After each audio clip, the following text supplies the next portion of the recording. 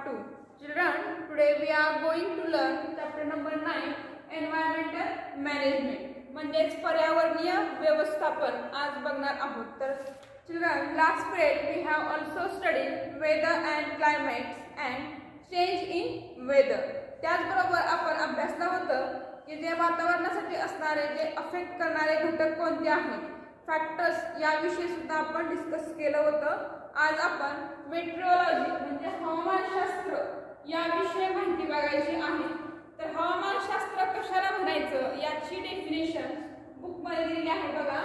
The science that studies the interrelationship between the various components of air, natural cycles, geological movements of the earth and climate is called as metrology. तर हवामानशास्त्र कशाला म्हणायचं आहे, तर हवेमध्ये असणारे वेगवेगळे जे घटक आहेत, ठीक आहे, कंपोनेंट्स ऑफ एअर, हवेमध्ये असणारे घटक आपण अभ्यासले होते. जसे की तापमान असेल, हवामान असेल, त्याच्यामध्ये पाऊस असेल, नंतर हवेमध्ये आर्द्रता असेल, वातावरणाचा दाब असेल, हे वेगवेगळे कंपोनेंट्स एअर मध्ये येतात, हे आपण बघितलं होतं. त्याचबरोबर नॅचरल सायकल्स याविषयी नैसर्गिक चक्र जे आपण म्हणतो किंवा निसर्ग चक्र जे आहे, जसे की उन्हाळा, पावसाळा, हिवाळा हे जे चक्र आहे तर याच्यामध्ये समावेश होतो. नंतर जिओग्राफिकल मूवमेंट्स म्हणजे भौगोलिक हालचाली ज्या आहेत, जसे की भूकंप असेल, काही वादळ येणार असतील किंवा जमिनी अंतर्गत होणाऱ्या ज्या हालचाली आहेत तर त्याचा समावेश याच्यामध्ये होतो. ऑफ द अर्थ आणि क्लायमेट म्हणजे पृथ्वीवरती होणारे जे जिओग्राफिकल मूवमेंट्स आणि हवामानामध्ये होणारे बदल याला एकत्रित अभ्यास करणारं शास्त्र म्हणजेच आपलं मेट्रोलॉजी किंवा हवामानशास्त्र म्हटलं जातं. हवामानशास्त्रामध्ये कशाचा अभ्यास केला जातो, हवेमध्ये असणारे घटक कोणते आहेत त्याचा, नंतर निसर्ग चक्राचा अभ्यास केला जातो, नंतर भौगोलिक हालचाली ज्या आहेत तर त्या पृथ्वीवरच्या आणि हवेमधल्या कोणत्या आहेत किंवा हवामानासंबंधी कोणत्या आहेत याचा अभ्यास करणारं शास्त्र आपलं आहे हवामानशास्त्र. तर बघा पुढं, metrology includes the study of storms. तर याच्यामध्ये स्ट्रॉम्सचा म्हणजे जे वादळ आपण म्हणतो तर त्या वादळांचा स्टडी केला जातो. त्याचबरोबर क्लाउड्स म्हणजे ढगांविषयी सुद्धा माहिती अभ्यासली जाते. देन रेनफॉल, थंडर म्हणजे मेघगर्जना, लाइटनिंग, विजेंचा कडकडाट, हे सगळे तुम्ही घटक अभ्यासले होते इयत्ता 7वी मध्ये. Depending upon the study of such factors, weather forecasts are made. They are useful to common peoples, farmers, fishers, activities, aviation services, water transport, and various other organizations. म्हणजेच बघा, ह्या हवामानशास्त्राचा उपयोग जो आहे तर जे कॉमन पीपल्स आहेत म्हणजे जे सामान्य लोक आहेत तर त्यांना त्याचा फायदा होतो. म्हणजे आपली जी डेली वर्क्स आपण करतो तर त्या कामांसाठी याचा उपयोग होतो. नंतर फार्मर्सला शेतीमधली कामं करण्यासाठी हवामानाचा अंदाज घेऊन त्यानुसार त्यांना पिकांची लागवड करता येते. नंतर फिशरीज जे मासेमारी व्यवसाय करतात तर मासेमारी व्यवसायांना समुद्रामध्ये कधी मासेमारी करायची हे हवामानशास्त्राद्वारे ठरवलं जातं. म्हणजे समुद्राची भरती ओहोटी कधी आहे, समुद्रामध्ये वाऱ्याचा वेग कसा आहे यानुसार काय केलं जातं, मासेमारी ठरवली जाते. किंवा जे आपलं नैसर्गिक चक्र किंवा ऋतुचक्र म्हणतो तर त्या ह्याच्यानुसार म्हणजे पावसाळ्यामध्ये करायची, कोणत्या महिन्यामध्ये किंवा कोणत्या सीझनमध्ये मासेमारी करायची हे हवामानशास्त्राद्वारे ठरवलं जातं. नंतर एव्हिएशन सर्व्हिसेस, तर त्याच्यामध्ये विमान सेवा जी आहे तर विमान सेवा म्हणजे ढगाळ वातावरण आहे की निरभ्र आकाश आहे, पाऊस येण्याची शक्यता आहे का, विजांचा कडकडाट आहे का, हे आमचा अंदाज घेऊन हे विमान सेवा जी आहे तर ती किंवा विमान उड्डाणे जी आहेत तर ती ठरवली जातात. त्यानंतर वॉटर ट्रान्सपोर्ट म्हणजे जलवाहतूक म्हणजे पाण्याद्वारे जे आपण समुद्रामधून जे ट्रॅव्हलिंग करतो आपण किंवा समुद्र प्रवास जो करतो वेगवेगळ्या बोटी किंवा जहाज वगैरे असेल तर त्या ठिकाणी म्हणजे मालवाहूसाठी शक्यतो याचा जास्त वापर केला जातो. तर भरत्या ओहोटीवरती जास्त भर दिला जातो. त्याचबरोबर समुद्राच्या वाऱ्याचा वेग कोणत्या दिशेनं आहे तर ते कोणत्या दिशेनं, पूर्व पश्चिम आहे की दक्षिण उत्तर याद्वारे कोणत्या साईडनं जास्त प्रवाह आहे तर त्याच्या साईडनं न जाता त्याच्या विरुद्ध दिशेने जाऊन किंवा त्याच दिशेने जाऊन काय केलं जातं, हा ट्रान्सपोर्टचा व्यवसाय केला जातो. म्हणजे अशा कोणतंही आपलं दैनंदिन काम असेल तर ते हवामानाशिवाय अपूर्ण आहे. म्हणजे हवामानाचा अंदाज घेऊनच कोणतंही कार्य केलं जातं. Then institute at work and using ICT. तर हे जे 2 पॉईंट्स आहेत तर यावर्षी तुम्हाला सिलेबसमधून रिड्यूस करण्यात आलेले आहे. आता नेक्स्ट पॉईंट आपण बघूया, India meteorological department. India meteorological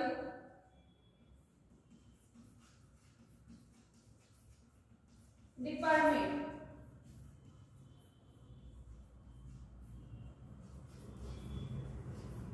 याला मराठीमध्ये भारतीय हवामान खाते म्हटलं जातं. इंडिया म्हणजे भारत सगळ्यांना माहित आहे.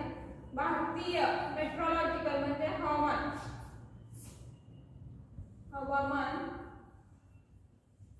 डिपार्टमेंट म्हणजे खाते. तर भारतीय हवामान खाते कसं आहे याविषयी आपल्याला माहिती बघायची आहे. The Indian meteorological department was founded by the British in 1875 at Simla. भारतीय हवामान खात्याची स्थापना जी आहे तर ती 1875 मध्ये सिमला या ठिकाणी 1875 मध्ये सिमला या ठिकाणी स्थापन करण्यात आलेले आहे. तर हे भारतीय हवामान खातं जे आहे तर त्या ब्रिटिश लोकांनी स्थापन केलेलं आहे. Its head office is at Pune. याचं मुख्य कार्यालय जे आहे तर ते पुणे या ठिकाणी आहे. And its regional offices are Mumbai, Kolkata, Chennai, Nagpur and Delhi. तर याची जे रिजनल ऑफिसेस आहेत तर ते भारतामध्ये मुंबई, कोलकाता, चेन्नई, नागपूर आणि दिल्ली या ठिकाणी आहे. Maps are prepared every day which indicates the daily predictions about the weather. म्हणजेच हवामानाविषयी अंदाज किंवा हवामानाची स्थिती कशी आहे हे दर्शवण्यासाठी त्याचा नकाशा काढला जातो. आणि एका दिवसामध्ये 2 नकाशे काढले जातात, एक रात्री आणि एक दिवसा. असे नकाशे काढून त्या नकाशावरती हवामानाची स्थिती कशी आहे ती दर्शवली जाते. Such maps are prepared and published twice in every 24 hours. In this institute, research goes on continuously on various aspects like instruments for climatic reading, prediction about climate made using radar, predictions about climate related to seismology, predictions regarding rainfall by satellites, air pollution, etc.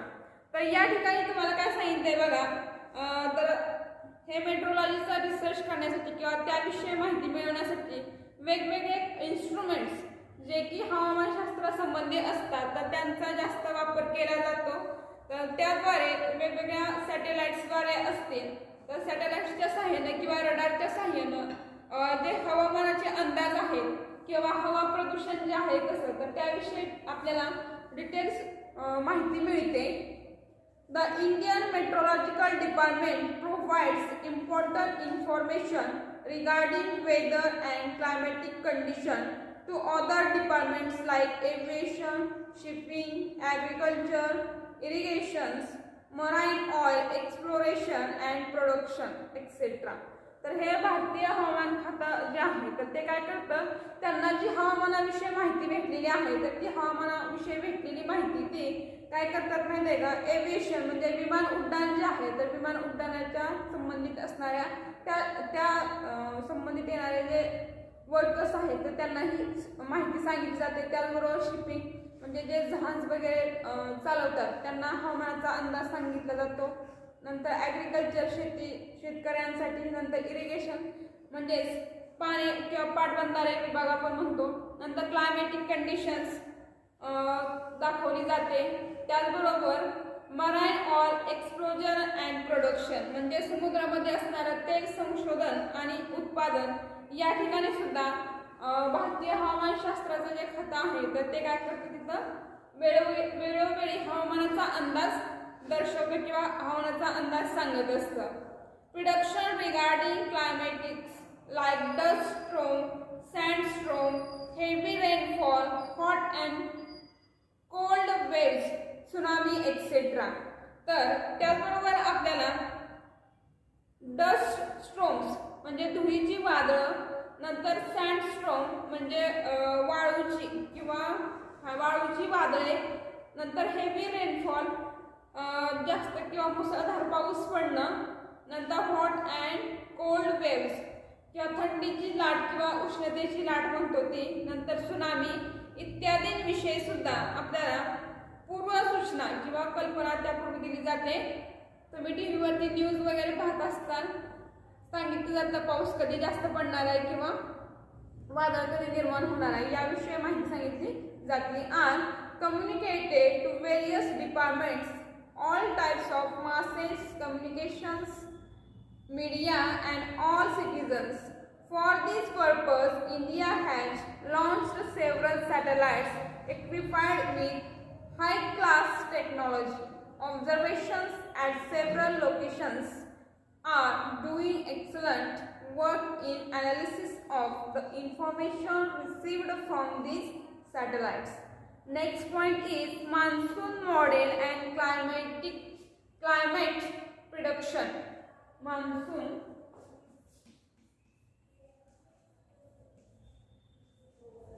model and climate prediction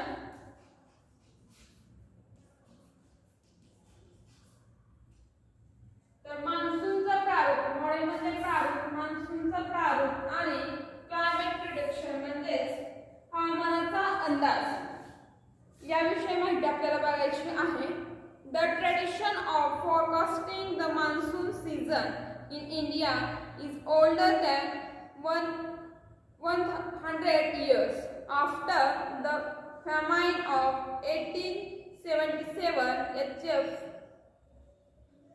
Blandford, the founder of IMD, has made such a prediction for the first time, taking the snowfall in the Himalayas as a parameter of these predictions.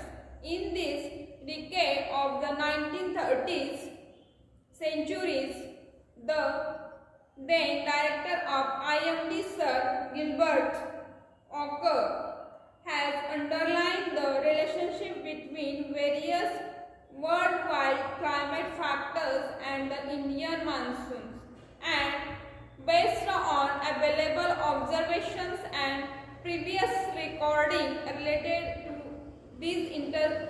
these relationship, he put forth a hypothesis regarding the nature of the monsoon. तर बघा, भारतीय हवामानशास्त्र जे आहे तर त्या भारतीय हवामानाचा म्हणजे मान्सून जो आहे तर त्या मान्सूनचा अंदाज वर्तवण्यापूर्वी किंवा वर्तवण्याची जी परंपरा आहे तर ती 100 वर्षापूर्वीची आहे. 1877 मध्ये ब्लेनफोर्ड हे IMD ही जी एक संस्था आहे तर त्या संस्थेचे ते संस्थापक होते. तर यांनी काय केलं आहे, हिमालयामध्ये होणारी जी स्नोफॉल म्हणजे बर्फवृष्टी जी आहे तर या म्हणजे हा घटक लक्षात घेऊन त्यांनी काय केलेला आहे, हवामानाचा किंवा मान्सूनचा अंदाज वर्तवलेला आहे.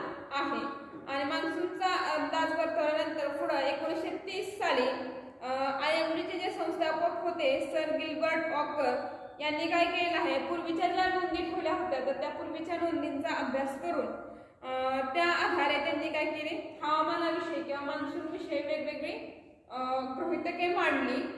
Then, with the initiative of Dr. Vasantrao Gowarikar in the decade of the 1990s, a monsoon model based upon 16 worldwide climatic parameters and developed. This model was used in from 1990 to 2002. तर वसंतराव गोवारीकर जे आहेत तर त्यांनी 1990 साली monsoon संदर्भात असणारे किंवा monsoon प्रारूप जी आहे तर ती 16 प्रकारची मांडली आणि ती 1990 ते 2002 यापर्यंत त्याचा वापर किंवा ती प्रारूप बनवण्यात आलेली होती. देन आपल्याला हे वेगवेगळे मॉडेल्स जे आहेत तर ते बघूयात आपण. फर्स्ट जो दिलेला आहे तर तो आहे मॅथमॅटिकल मॉडेल. तर मॅथमॅटिकल मॉडेलला डायनामिक असं सुद्धा म्हटलं जातं. गणितीय प्रारूप.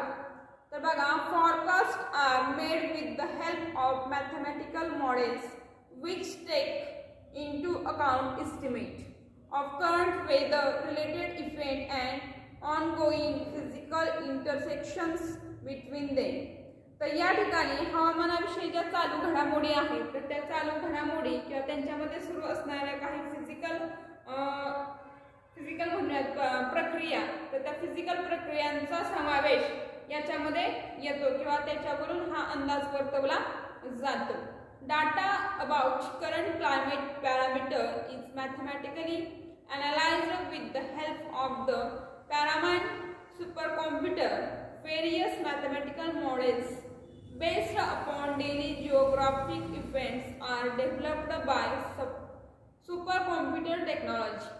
तर या ठिकाणी जे कॉम्प्युटर्स आहेत, पॅरा कॉम्प्युटर असेल किंवा सुपर कॉम्प्युटर असेल, तर या कॉम्प्युटर्सद्वारे हे मॅथमॅटिकल्स जे आहेत किंवा गणितीय किंवा संख्यात्मक आपण म्हणतो तर त्याच्या नोंदी ठेवल्या जातात किंवा अंकामध्ये ज्या असतात नोंदी तर त्या त्याच्यामध्ये ठेवल्या जातात. कमाल किमान तापमान असेल बघा, आपण सांगायचं असेल तर काय 20-30 अंश सेल्सिअस वगैरे ते सांगतो. मग हे जे नंबर्स आहेत तर ते नंबर्स मॅथमॅटिकल मॉडेल्स त्याच्यामध्ये येतात.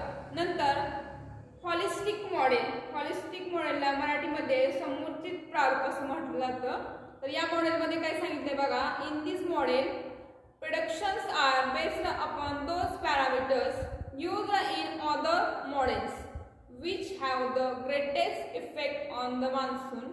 Nowadays, predictions declared by IMD are collective outcome of various models. These called as holistic models. तर ह्या holistic मॉडेलमध्ये अनेक जे मॉडेल्स आहेत तर त्यांचा स्टडी केला जातो.